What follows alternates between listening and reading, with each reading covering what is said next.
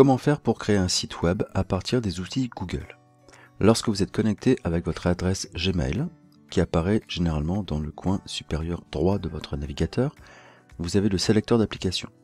Je vous conseille de lancer, pour pouvoir créer un site web, de lancer l'application Drive, qui vous permettra de choisir l'emplacement où vous allez pouvoir positionner votre site web. Dans un premier temps, vous créez un dossier, que l'on peut appeler par exemple formation. Et dans ce dossier, on va créer un site web. Pour créer le site web, vous cliquez sur le bouton Nouveau, vous descendez dans la liste déroulante et vous arrivez sur Google Sites. En cliquant sur le lien Google Sites, il va lancer donc l'application de création de site web et par défaut, vous arrivez avec une première page qui a été créée, qu'il faudra ensuite personnaliser. Votre site pour l'instant n'est pas publié. On va revérifier ensemble et voir ensemble finalement quels sont les différents éléments. Sur cette partie, vous retrouvez la page principale de votre site. Sur la partie, le bandeau supérieur, vous retrouvez le titre du site que vous pourrez nommer, les boutons d'annulation et de rétablissement, l'aperçu vers un téléphone portable, une tablette ou un ordinateur, le lien ici du site que vous allez pouvoir publier, la possibilité de partager ce site avec d'autres personnes, soit en modification, soit en lecture, afin de rendre votre site privé et donc protégé. Vous avez l'espace des paramètres que nous verrons plus tard, et ensuite le bouton publication. Sur la partie droite, vous avez trois onglets principaux. Le bouton insérer qui permet d'insérer différents éléments, différents blocs en fait au niveau de la page. Vous avez ensuite l'onglet page qui permet de gérer ici les différentes pages disponibles de votre site. Par défaut, vous avez le bouton accueil. Et enfin, les thèmes que vous pouvez choisir au niveau des pages de votre site. Le fait de sélectionner un thème par défaut change automatiquement la page sélectionnée. Revenons sur la première page, que nous allons appeler accueil ou test. Accueil. Dans cette page, vous pouvez insérer des zones de texte, des images, intégrer des liens vers l'extérieur, vers des sites web extérieurs par exemple, et des documents qui sont présents sur votre Drive. Vous avez différentes formes de mise en page qui sont proposées par défaut et que vous pouvez utiliser à souhait.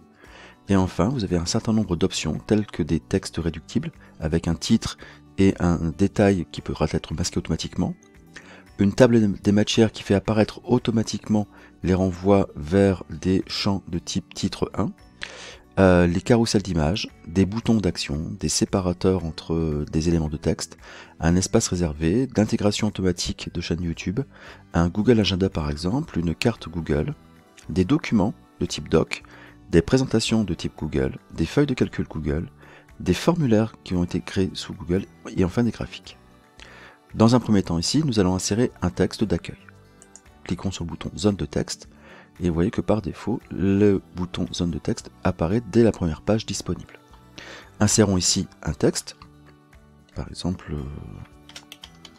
bonjour, voici ma première page.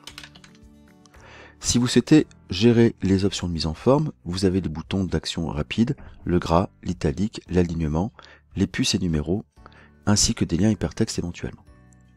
Vous pouvez aussi supprimer l'ensemble du bloc du texte. Si vous souhaitez changer la grandeur de votre texte, vous pouvez sélectionner par exemple un élément et ensuite choisir le type d'élément qui sera donc mis en forme. Donc ici, le bonjour apparaît en titre. Si par contre vous estimez que c'est un peu trop grand, vous pouvez mettre sous-titre. Alors attention, en choisissant titre, sous-titre, les titres en grand, petit ou les sous-titres, si vous utilisez ensuite une table des matières, ces éléments vont apparaître de manière automatique. Donc vous pouvez donc gérer ici un bloc de texte, vous pouvez le dupliquer en utilisant le bouton recopie, afin de pouvoir modifier, par exemple, voilà. Vous pouvez également changer la couleur de votre bloc de texte en vous positionnant sur le bloc de texte qui vous intéresse, en faisant une mise en valeur standard ou une deuxième, sachant que ces mises en forme en valeur ou ces mises en valeur 1 et 2 dépendent du thème qui a été choisi pour la page. Par exemple, je vais choisir changer mon thème, je prends un thème simple et vous voyez que la mise en forme a été modifiée. Il est possible aussi de supprimer un bloc de texte en cliquant sur le petit bouton corbeille. Suppression de la sélection. Si vous souhaitez insérer d'autres éléments, vous pouvez par exemple ici choisir une image. Alors soit votre image vous l'importez à partir de votre ordinateur, soit vous pouvez aller la rechercher directement sur internet ou dans votre Drive ou vos photos. Si vos images sont présentes dans votre Google Drive, vous pouvez la sélectionner, mais vous pouvez aller rechercher directement dans le Google Images. Par exemple ici, formation à distance. Vous pouvez sélectionner l'image qui vous intéresse en cliquant une fois sur l'image. Vous pouvez éventuellement, si plusieurs images vous intéressent, sélectionner d'autres images, par exemple celle-ci, et cliquer sur le bouton Insert. Dès lors, vos deux images auront été insérées. Rien ne vous empêche de prendre vos images et de les déplacer ensuite à l'endroit qui vous intéresse. Dès lors que vous déplacez une image, il vous propose, ici, Google vous propose la zone qui sera occupée par la plage. Donc vous pouvez par exemple centrer vos images comme vous le souhaitez. Si vous souhaitez intégrer, par exemple, insérer un lien hypertexte vers un site extérieur. Imaginons par exemple que nous allions sur un site, éventuellement un site économique. Utilisons pour cela, par exemple, le site leséchos.fr. Imaginons que ce site, je souhaite l'intégrer dans ma page. Et dans ce cas-là, vous pouvez sélectionner l'adresse du site, la copier. En revenant sur votre site, vous pouvez cliquer sur le bouton Intégrer. Ici, vous avez deux possibilités, soit à partir d'une URL, c'est ce que nous avons, soit à partir d'un code spécifique d'intégration qui existe parfois pour certaines applications de jeux en ligne. Je vais donc coller mon URL. Ici, Google me propose différentes manières pour intégrer cette page en fait dans ma page. Ça peut être un aperçu, ça peut être aussi une vue de la page entière. Ça dépend des solutions.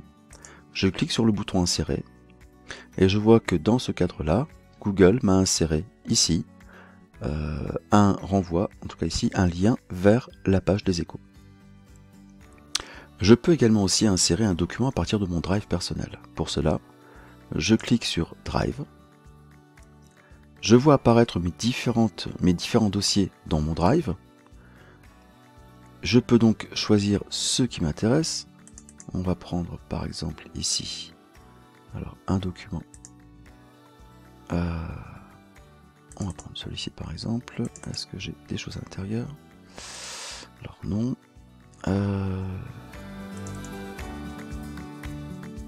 Voilà, par exemple ici, un document de type PDF. Je le sélectionne. Je vais cliquer sur Insert. Et mon document apparaît donc au niveau de ma page. Je peux le centrer, je peux l'agrandir, le réduire. Vous voyez, pour avoir un élément.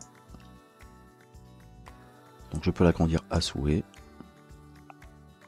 en utilisant la souris et les petits boutons d'extension, par exemple pour faire apparaître ma page. Imaginons qu'ici maintenant cette page, la page que j'ai obtenue est satisfaisante pour moi. Je peux aller faire un test pour voir comment cette page sera présentée au niveau d'un navigateur. Je clique donc sur le bouton aperçu. Je vois ici que je suis dans un mode aperçu grand écran type ordinateur. Je peux cliquer sur le mode tablette pour voir comment donc ici mon site apparaîtra. Et je peux faire un test également au niveau mode téléphone.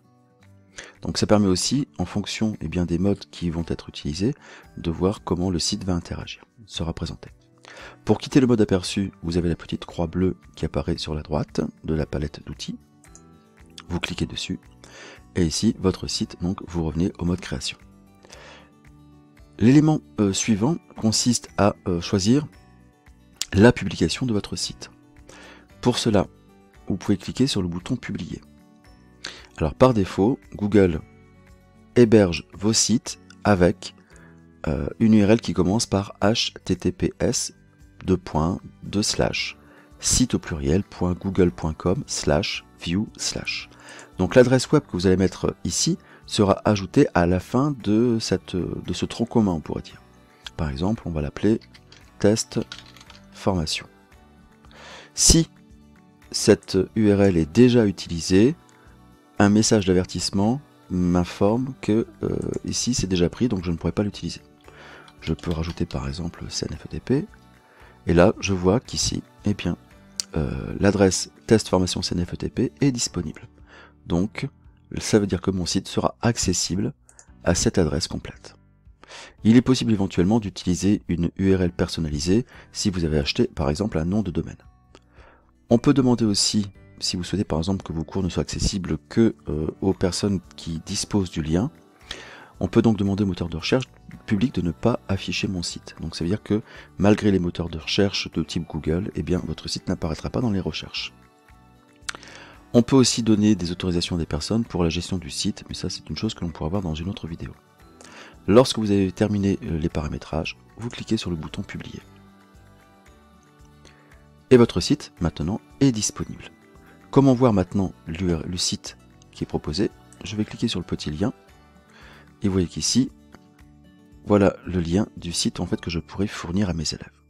Je clique sur le bouton copier le lien, je peux ouvrir un nouvel onglet, j'y accède et là j'ai donc accès à mon site, en tout cas à ma première page de site publiée. Je suis toujours en mode, je peux revenir en mode création.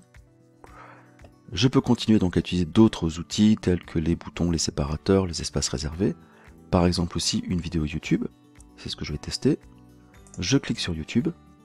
Alors ici ça peut être donc des vidéos importées, soit aller rechercher sur YouTube. Par exemple, je peux demander une formation ou un outil sur Kahoot. Il me suffit simplement de cliquer le mot Kahoot et de cliquer sur le bouton rechercher. Et donc là, eh bien, YouTube va répondre en fait à ma demande en me proposant les différentes vidéos qui pourraient m'intéresser. Si par contre vous connaissez le lien direct d'une vidéo qui porte sur le thème qui vous intéresse, il vous suffit de la coller dans cette zone de recherche, de cliquer sur le bouton rechercher et il vous ramènera automatiquement l'accès à la vidéo demandée. Imaginons que je prenne cette vidéo là qui m'intéresse, je clique dessus et ensuite je clique sur le bouton select. Alors vous voyez que la vidéo a été positionnée ici, je peux très bien la prendre et la déplacer en dessous par exemple de la vidéo. Alors ici, vous voyez, en fonction de l'endroit, vous avez une ligne bleue qui apparaît, donc il peut paraître sur le côté par exemple, etc. en dessous. Quand elle apparaît de cette manière-là, juste en dessous du document, c'est-à-dire que la vidéo sera intégrée à la suite, en fait en tant que bloc, à la suite de mon document. Si par contre je veux la rendre complètement indépendante, je vais déplacer un peu vers le bas, pour que ma ligne bleue soit épaisse et prenne toute la largeur de la page. Je clique dessus. Ma vidéo ici est insérée. Je peux ensuite l'agrandir à la dimension souhaitée. Je vois que ma vidéo ici apparemment elle n'est pas organisée. Je peux augmenter de manière à faire apparaître les bandes noires supérieures et inférieures. Dès lors que j'ai terminé mon travail, ici si je souhaite la voir, je ne pourrai pas la voir en mode création. Il faudra que je passe par le mode aperçu. Par exemple, je vais revenir en mode grand écran et vous voyez que ma vidéo, là, je peux l'activer. Je peux la lancer. Voilà. Je peux faire un test aussi en mode tablette pour voir l'interaction et je peux continuer à la lire. Idem en mode téléphone. Je reviens. Maintenant, pour que ma vidéo qui vient d'être insérée soit visible sur le site, je n'oublie pas de cliquer sur le bouton publier. Dès lors, Google va vérifier la page à droite qui est actuellement publiée et à gauche le mode qui sera publié. On voit ici, dans notre cas, eh bien que la vidéo a été insérée alors que dans la page actuellement publiée, la vidéo ne l'est pas. Vous cliquez sur le bouton publier et votre site est mis à jour. Comment faire maintenant pour créer une page? Je clique sur le bouton page et je peux ajouter une page en cliquant sur le petit plus. Deux possibilités, soit vous créez une nouvelle page à partir de votre site, soit vous pouvez créer une page en allant rechercher un lien. Imaginons par exemple le site tout à l'heure des Échos. Alors je reviens sur mon site par exemple, je copie l'URL et je vais donc ajouter, alors je vais hop, je clique sur le lien, voilà, et je colle Donc clic CTRL V par exemple, je colle donc ici mon lien et je vais l'appeler les échos. Je peux choisir d'ouvrir dans un nouvel onglet ou pas. L'intérêt d'un nouvel onglet, c'est qu'en fait vous gardez toujours la page originale. C'est surtout intéressant notamment quand vous ouvrez vers des pages extérieures. Vous cliquez sur terminer. Vous voyez que votre page ici vient d'être ajoutée avec un lien. Donc ce n'est pas une page qui fait partie de votre site, c'est donc un lien hypertexte vers un autre site. Ici je me suis rendu compte que ma page, c'est une page blanche que j'avais créée tout à l'heure. Je ne souhaite pas la garder. Je peux cliquer sur les trois petits points verticaux et choisir supprimer. Donc pour l'instant je me retrouve, vous voyez ici tout en haut, avec un menu, accueil, les échos, qui sont les deux pages que j'ai créées. Si je reviens pour l'instant sur mon site, je n'ai pas de menu puisque là j'avais qu'une page unique. Si je souhaite faire apparaître donc la page que je viens de publier, que je viens d'insérer, je clique sur le bouton publier. Il voit qu'il me rajoute le lien ajouté, les échos qui est présent. Je clique sur le bouton publier. Et quand je reviens sur mon site publier, je fais... Alors, il peut être nécessaire de faire 2 ou 3 mises à jour. Actualisation de la page, voilà, vous voyez, le temps que ça apparaisse, j'ai bien un lien vers les échos. Et quand je clique sur les échos, il m'ouvre bien une nouvelle page. La page apparente et la page de destination. Voilà, donc ensuite, ce que je peux faire au niveau des pages, effectivement, je peux créer de nouvelles pages, par exemple, page rubrique 1, je peux cliquer sur terminer. Et j'aimerais par exemple dans cette rubrique 1 ajouter une page associée, une page dépendante. Si je souhaite ajouter une nouvelle page mais qui dépend de la rubrique 1, dans ce cas-là je suis obligé de cliquer sur les trois petits points et j'ai l'option ici ajouter une sous-page. Par exemple, rubrique 1.1. Terminé. Je peux continuer ainsi de suite en insérant par exemple une deuxième sous-page dans ma rubrique 1. Imaginons que ces éléments-là, les rubriques, en fait, correspondent à des séquences puis des séances. Et je ne souhaite faire apparaître mes séances de manière chronologique, à savoir les unes après les autres. Et les élèves ne verront que la rubrique 2, enfin 1.2, que lorsque tout le monde aura terminé la rubrique 1.1. Dans ce cas-là, ici, alors je vais quand même cliquer sur publier pour faire apparaître donc ici voilà les éléments. Donc quand je viens maintenant, en faisant plusieurs fois mise à jour,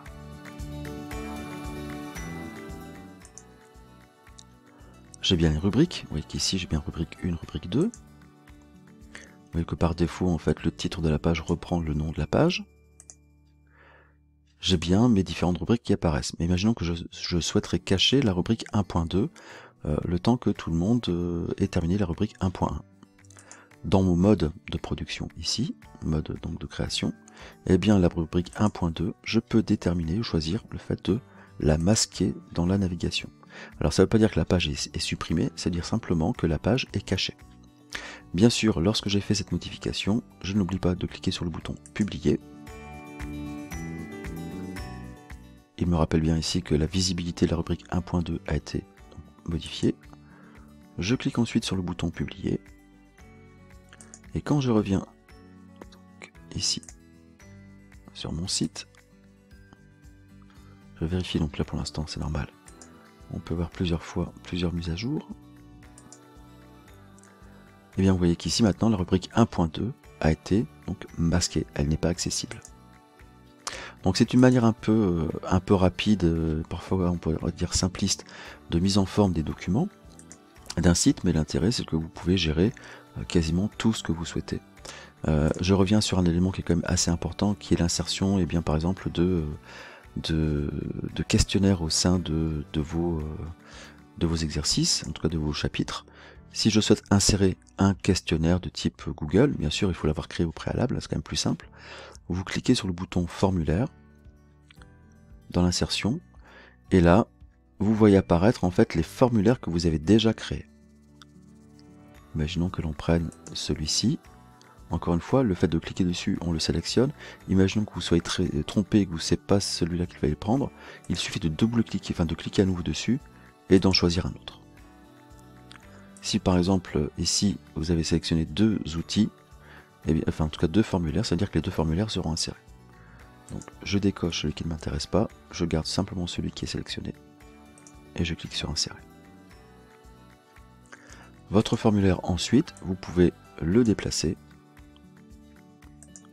Et l'intérêt, c'est que l'élève finalement n'aura pas à connaître le lien du questionnaire pour y accéder, puisqu'il sera directement accessible dans la page. Alors c'est vrai qu'en l'occurrence ici, la seule petite difficulté que l'on peut rencontrer, c'est le fait de demander aux élèves de garder une trace du site pour pouvoir y accéder. Mais dès lors que les élèves à la limite ont noté ça dans leur cahier de texte, eh bien c'est vrai que c'est quand même beaucoup plus simple parce que toutes les informations seront centralisées. Et vous avez quand même pu remarquer qu'effectivement, dans ce genre de site, on peut à la fois insérer du texte, des images, de la vidéo, des présentations, éventuellement des formulaires ou des cartes interactives. Et donc c'est quand même très intéressant en termes de centralisation d'informations.